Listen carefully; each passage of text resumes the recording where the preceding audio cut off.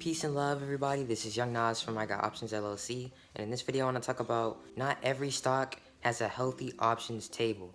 Obviously, not every stock even has the ability to have options in the first place, but for those stocks that do, not every one of those stocks has a healthy options table. And what do I mean by that? So what I mean by that is certain stocks don't have liquid options. That's essentially what I mean. So how exactly are you able to tell which stock has a healthy options table or liquid options table and which stocks don't? And the best way, from my experience, the best way to go about doing that is to check the expiration dates of those options, all right? If you take a look at a stock like the QQQ, for example, the QQQ is definitely the definition of a liquid asset, all right? If you take a look at their options table, for example, they literally have options that expire every 2 days out of the trading week, if I'm not mistaken.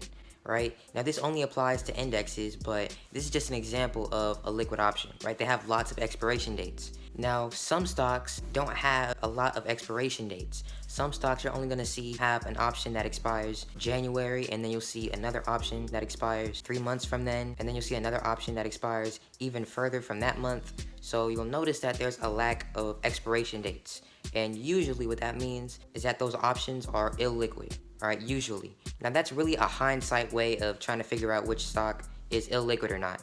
A better way, a more accurate way, is to literally check the open interest. All right, so open interest is basically a measurement or a metric that lets you know how many people have that option. All right, so if you take a look at Apple's options, right besides the information that tells you the delta, the theta, basically the Greeks, you should see something that says open interest. And from my understanding, open interest is a number that either tells you how many people have bought that option or how many contracts are currently in the possession of somebody. All right, it's one of those two.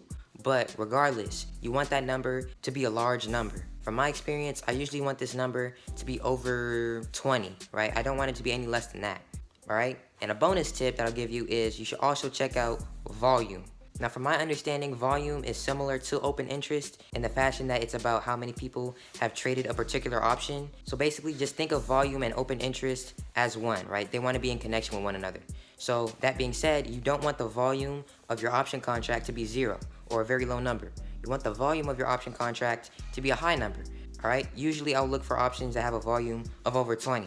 So that being said, you will come across options that have no volume, but a lot of open interest, right? And vice versa.